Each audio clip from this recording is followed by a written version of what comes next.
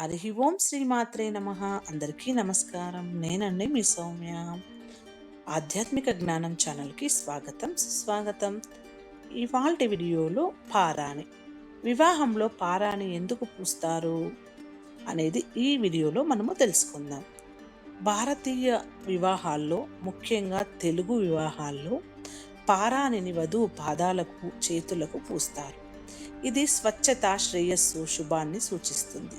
ఇది ఒక ప్రతిష్టాత్మకమైన సంప్రదాయం. వివాహానికి ముందు ఆచారాలలో వధువు తన కొత్త ఇంట్లోకి ప్రవేశించేటప్పుడు పసుపుతో పాటు ప్రకాశవంతమైన ఎరుపు రంగును తరచుగా ఉపయోగిస్తూ ఉంటారు. దీని వెనుకున్న రహస్యం ఏమిటి అనేది ఇప్పుడు చూసేద్దాము. వీడియో కొత్తగా చూస్తున్న వాళ్ళైతే సబ్స్క్రైబ్ చేసుకోండి. మీకు నచ్చితే షేర్ చేయడం మాత్రం మర్చిపోకండి. పారాణి లేక ఆల్టా అనేది హిందూ సాంప్రదాయాల్లో శ్రేయస్సు, శుభాన్ని సూచించే ప్రకాశవంతమైన ఎరుపు రంగు.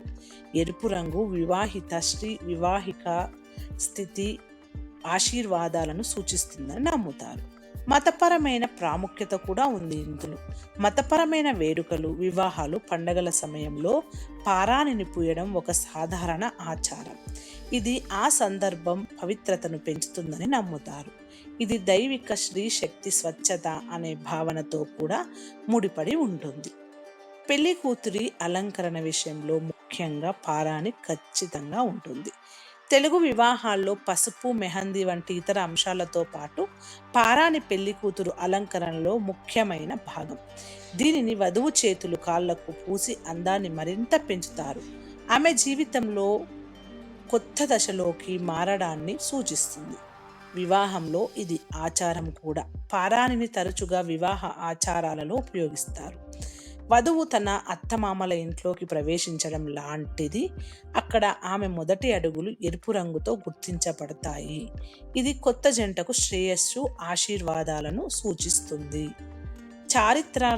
చారిత్రక సంబంధం కూడా ఉంది.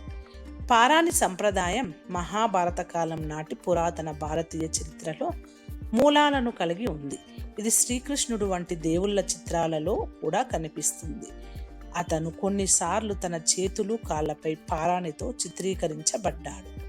ఇది పారాణి సాంస్కృతిక, మతపరమైన ప్రాముఖ్యతను సూచిస్తుంది.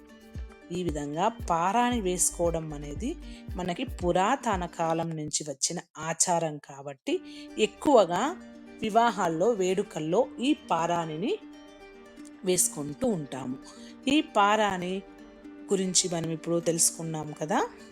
ఈ విధంగా మీకు కూడా ఇంకా ఏమైనా దీని పారాణి గురించి విషయాలు తెలిసింటే కమెంట్ ద్వారా తెలియచేయండి. అలాగే ఈ వీడియో మీకు ఉపయోగకరంగా ఉంది అనిపించినట్లయితే తప్పకుండా షేర్ చేయండి. కొత్తగా చూస్తున్న వాళ్ళైతే మన ఛానల్ని సబ్స్క్రైబ్ చేసుకోండి. ఈ విషయాలన్నీ కూడా, వీడియోలో ఉన్న ప్రతి ఒక్క విషయం కూడా మీ స్వంత ఆలోచనలతో నిర్ణయాలు తీసుకోండి. మరొక వీడియోతో కలుద్దాము. అంతవరకు ధన్యవాదాలు.